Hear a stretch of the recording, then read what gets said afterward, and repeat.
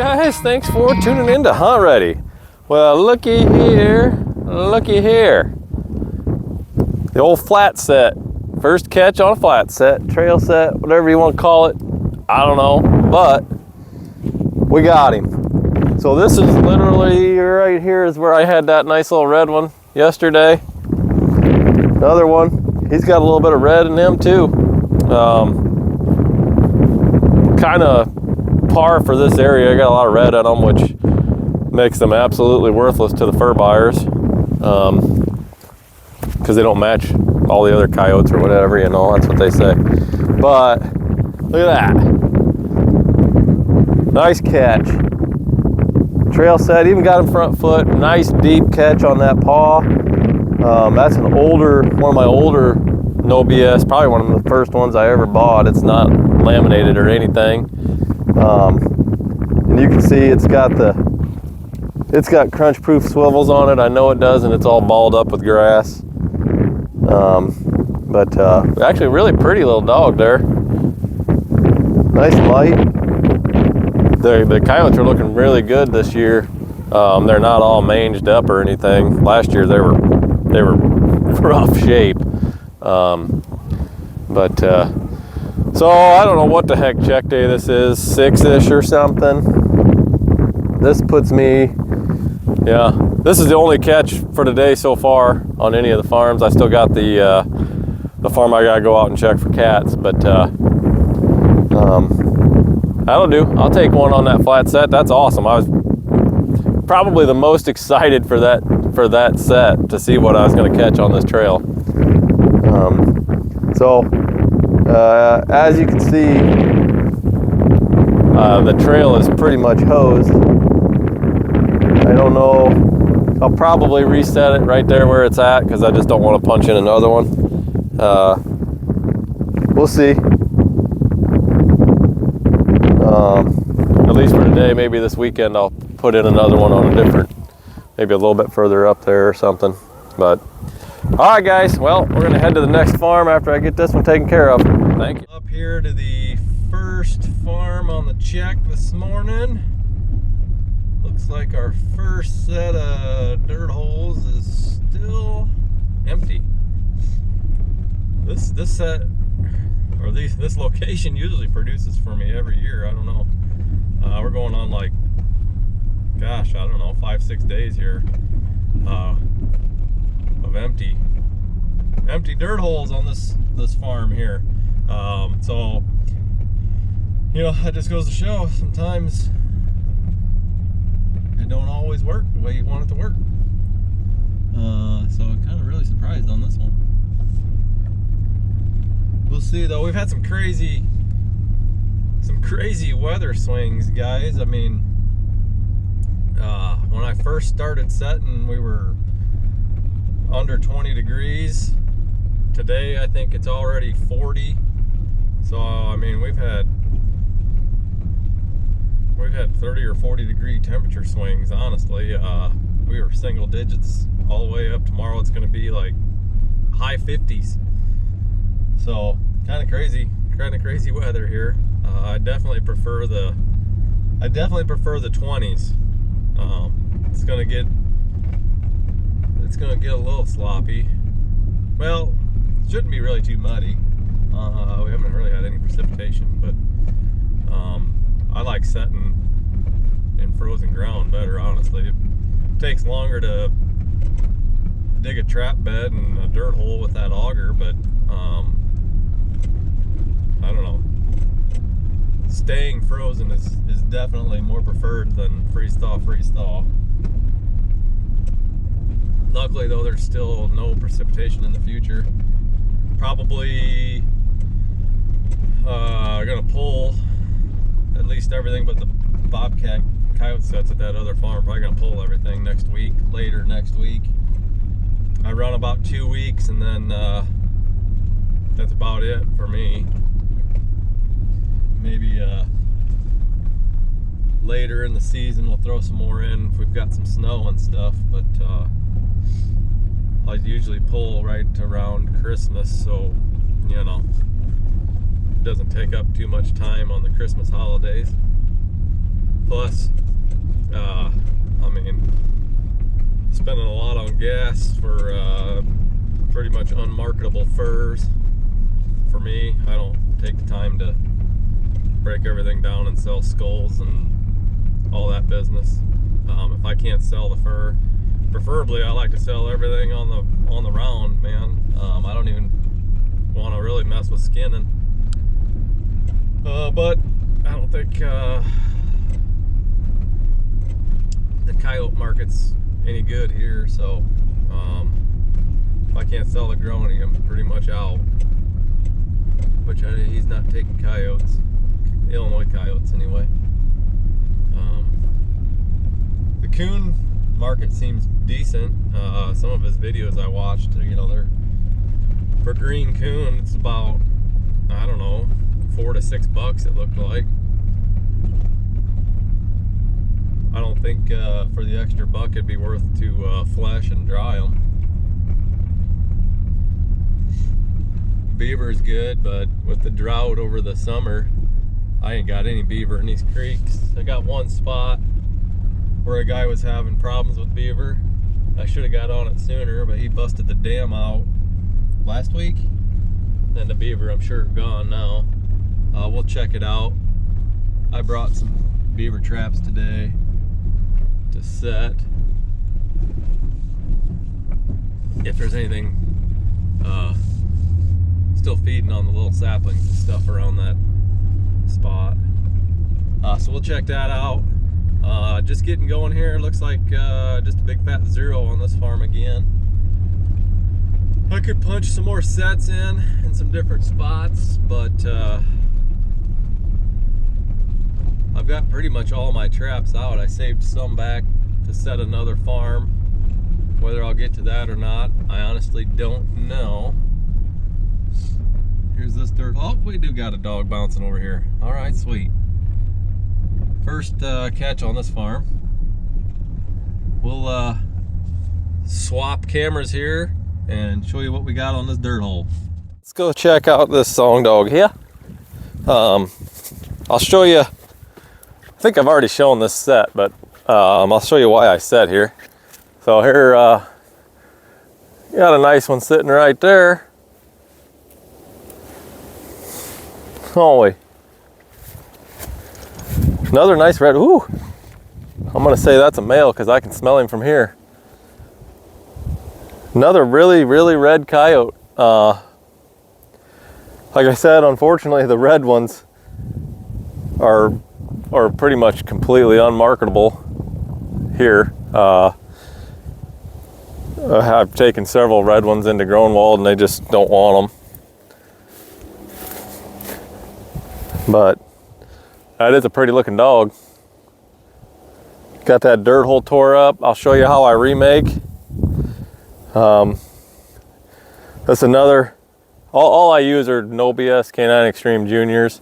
I got a mix of like the Kendall's Choice and the Pros and just some regular, first time I ever bought them, just not even laminated, regular old Pros. All of them work phenomenal. Super duper heavy built traps. American made traps, so you really can't beat them. Nice deep paw or pad catch on that.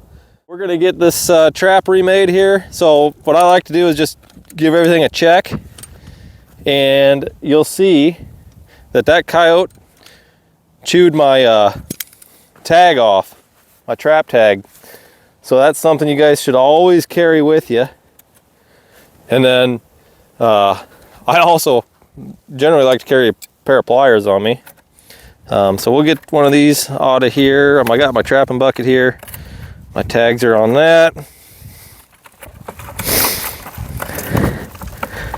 And I think I did a video on this bucket that I put together. I know a lot of guys like bags, but I like a bucket. Kind of got to come up with a better system for a trap tag holder than a piece of wire. But that's twice this year that I've had a coyote chew my tag off. So years past, it has never happened to me. So always make sure you got some more trap tags. I know some guys put 2 tags on their traps. Do whatever you want. I don't want them to chew 2 tags off. I'd rather just have my tags with me and put one on if I need to. So that's what we're gonna do here. So it's super easy for these trap tags. You just wrap them around a link,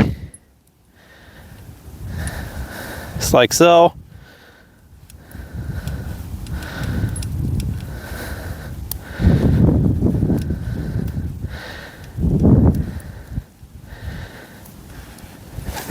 And I'll just take my pliers, kind of pinch that on there a little bit tighter.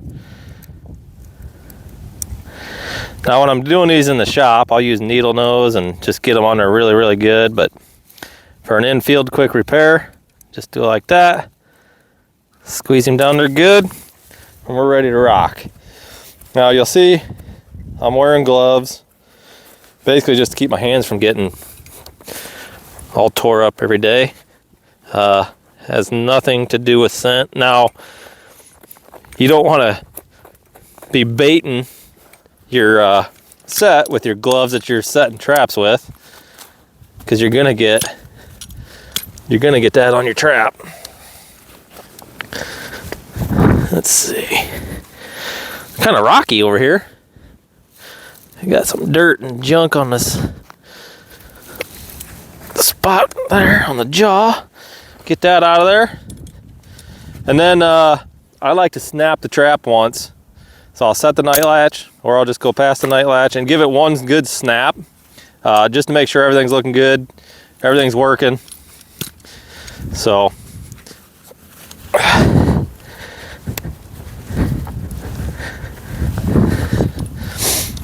there we go.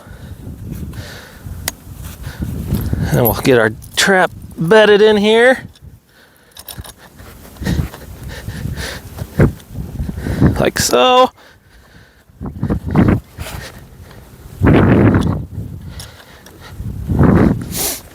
We're gonna put peat in here. We're using peat because it's cheap.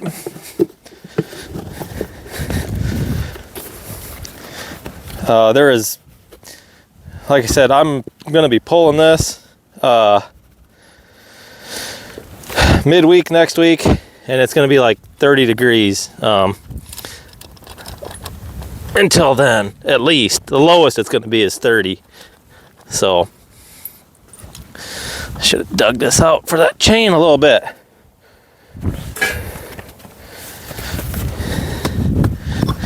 You gotta get a spot for your chain to sit.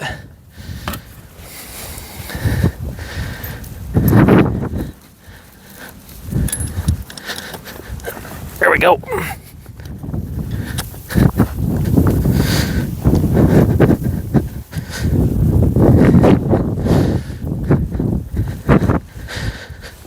All right. So, let's see here.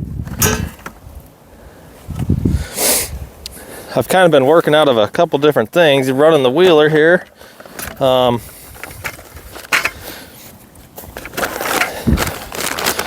of the wheeler, I don't use my bucket. I put everything in a tote just for space considerations. And so I got everything kind of back in the bucket for the run today. Man, it's crazy how much nicer it is outside. You guys can't see anything. So I got my trap screen wire out of here. This is a no BS screen wire. I bend the corners down like so, and then just stick it in here and go under the jaws like that. Hopefully you can see that.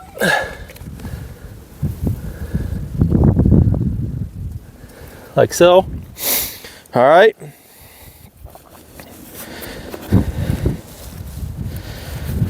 So we've got our trap stuck in here. I've kind of just piled this stuff up, you know, grass and crap from that coyote set. The dirt hole is right here. I'm gonna dig that back out here in a minute. We'll get our peat on here.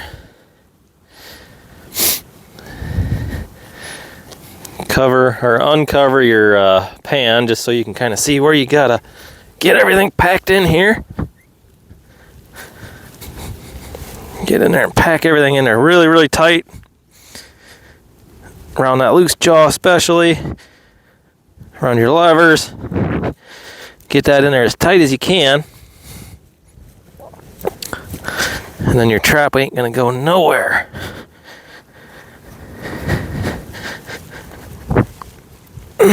There we go. Okay. Just like so.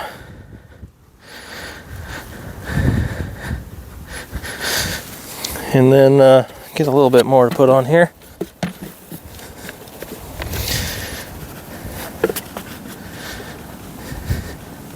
I like about 1/4 to 1/2 inch of peat over my trap,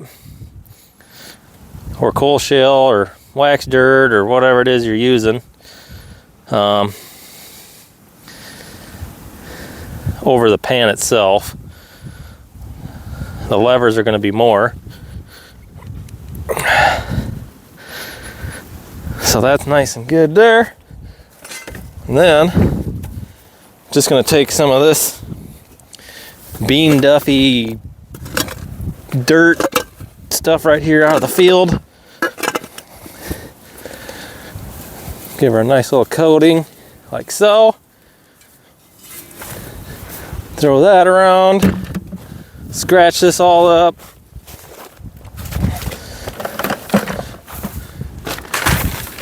So that looks good.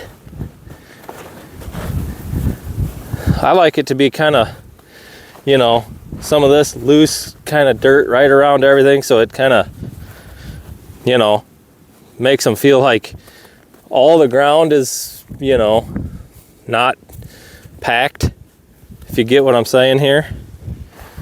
So another deal, like, don't blend it in.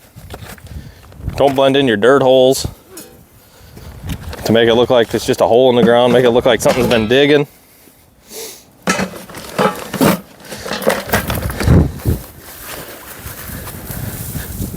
Like that. Scuff it all up here. Look at that. A lot of that's just catch circle, which is perfect. We'll get this rebaited.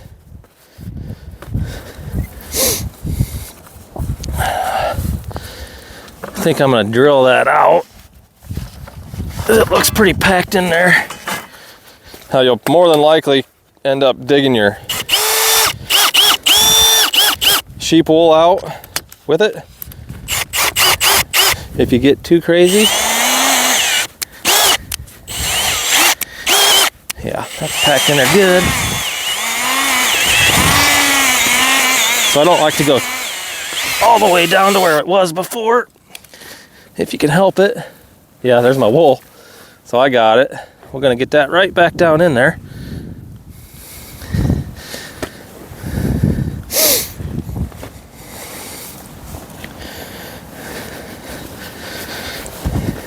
Change my gloves here. You don't want to get that on your set gloves. Just get that right back down in there like so. And I like to put, you know, dirt and junk back over top of that. We can't have exposed bait in Illinois. Even if we could, you want to make them work for it. You don't want to make it too easy, because then they'll grab it and run. So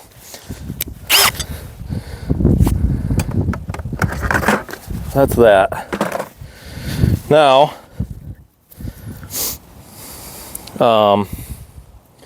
this was RK Wayne Derrick's wild horse. So we see we know our lure's still, or our bait's still down in there. I'm gonna just put a little bit of lure in there,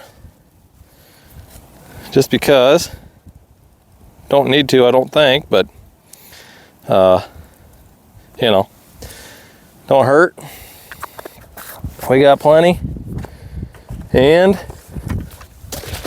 I'm even gonna put a little bit of pee right up on here, even though this coyote's been here probably all night, peeing all over everything. All right, so we got done with that farm, got that remade. I was gonna throw a 220 on a trail down in the water there, close to the water, but the everything's still too froze to get an H stand in. I couldn't get the dang thing in on one side, so I'll punch that in tomorrow. Started to chew up too much time pissing with that.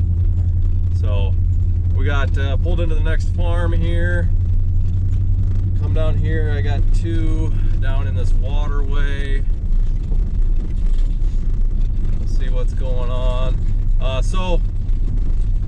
You know, I talk a lot about the coyotes especially being really not worth anything value-wise out here, or I think pretty much anywhere. I think your western coyotes you're still getting money for, but anything you know, this way, we're in Illinois.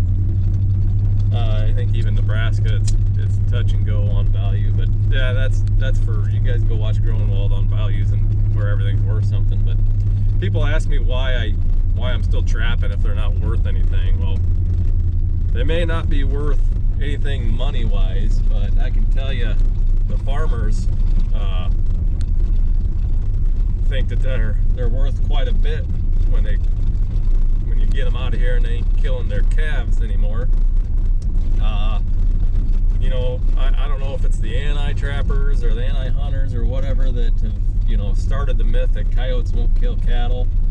I can guarantee you that coyotes are killing calves, they're killing sheep, any kind of livestock, chickens. I mean, I had coyotes in my own backyard killing my chickens this past January. So coyotes definitely will kill your chickens and your calves and all that. This exact farm out here have had coyotes. What they'll do is or at least how they did it this past it wasn't this past spring, two springs ago. No, it was this past spring. What they do is they'll push the calves, little baby calves, into a brush pile, and then that's how they kill them. So there may not be any value monetarily wise, but and these farms here are all farms that I deer hunt on, and for a good amount of time the deer population was really suffering out here. Turkeys are starting to come back. We got pheasants and rabbits. So you know, if you want that wildlife around, you have to manage the predators. Whether they're worth something monetarily or not, they're definitely worth, you know, managing. You don't want to kill them all. You're never going to kill them all. But just this past year on coyotes, I mean, just about every deer picture on this farm, there was a coyote shortly after it. Whether they're chasing them or they're just tracking them or coincidence, I don't know. More coyote pictures out here than I've had ever in a long time, and I didn't really trap them that hard last year.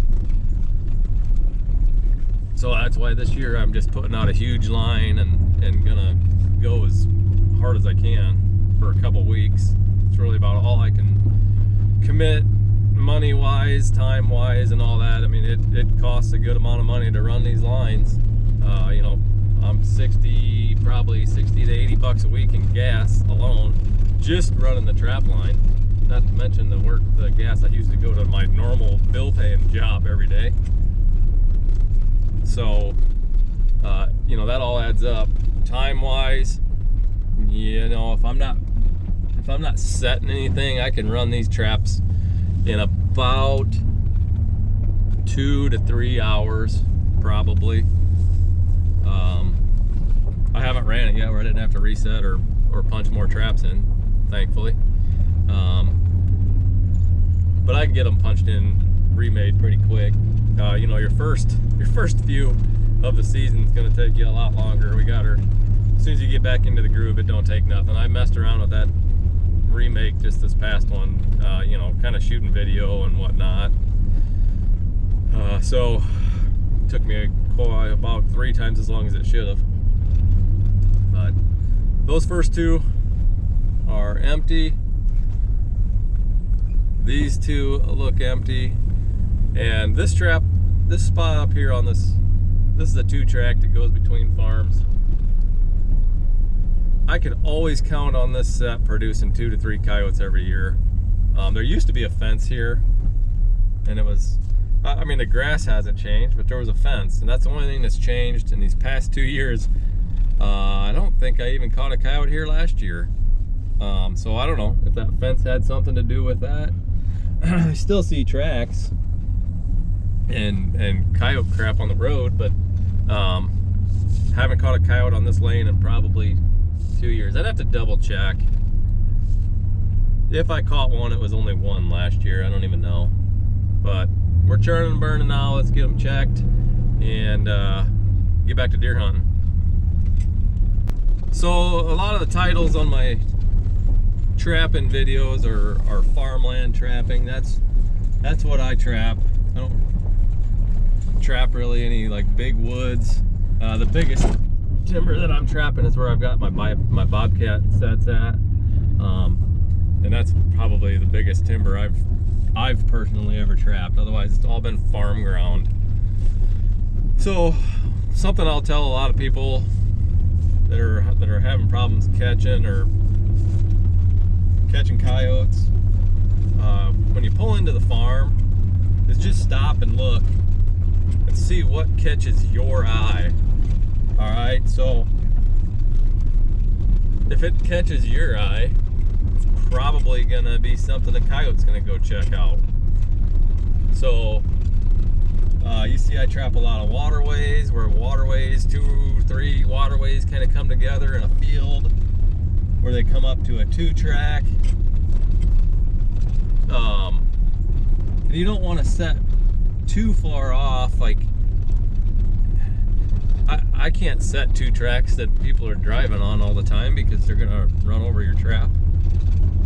So otherwise, I would say set right in the tire marks, or right in the middle or something. But you know, this is a private lane that I was just on. They drive that every day, so you're gonna have to set off to the side, which is why I make my dirt holes big and flashy, or bean duff sets, or something that you want them to see. You want a visual on that. What we're pulling up to right now is a travel route for coyote. I usually catch a good amount up here too. So it's a fence line, and there's a break in the fence where they go field to field. Perfect spot to put a coyote trap. They're crossing here, or at least coming by it for sure, going from these woods to these woods. That's kind of a step down dirt hole. Nothing going on there today again. But yeah, so stop and just look. Anything that catches your eye is going to catch their eyes, and go set it. A lot of people get tied up in tracks, trying to find coyote tracks. Well, it's dry as a bone out here, man. Any coyote tracks you see are probably, geez, I don't even know how old they'd be, which is still fine, but don't get tied up in finding tracks. Look for travel routes. If it's muddy, of course you're going to see tracks, and there'd be a dead giveaway, but it ain't always going to be muddy, and you ain't always going to see tracks. You just got to think like a coyote, see what they'd be running, traveling, and hunting in grassy areas, stuff like that. But stop, get the big picture, set the spots that are standing out to you. You know, it may just be as simple as a high spot in a hayfield. Perfect example, I've caught 3. That's all it is a high spot in a hayfield. There is nothing around. It's the middle of a hayfield. So, yeah, anything that jumps out to you, it doesn't have to be in the woods, next to the woods. I'm typically stay away from the wood edges, so I don't want to catch coons. And then also, I deer hunt it, so I don't want to be pushing the deer, especially around bedding areas. Let's see what else. Yeah, travel routes, big points of interest, and big flashy dirt holes, step down sets, something like that. Something that really brings some eye appeal. 2, you're set. On to the next one. Well, that's a big old Illinois coon for you guys. So one of the new Belial 220s that I picked up from Iron Trail this year. Perfect catch. Great big old Illinois raccoon, but he's all rubbed up right there. He got, I don't know if that's an old injury or, looks like an old injury, but all the way down to the skin there. The other 220 was stuck. Well, you can kind of see the trail there. It's all messed up, but something snapped it. Wasn't nothing in it. Probably that same great big old boar coon there. So that's 2 coons today, 2 great big coon. They're moving now.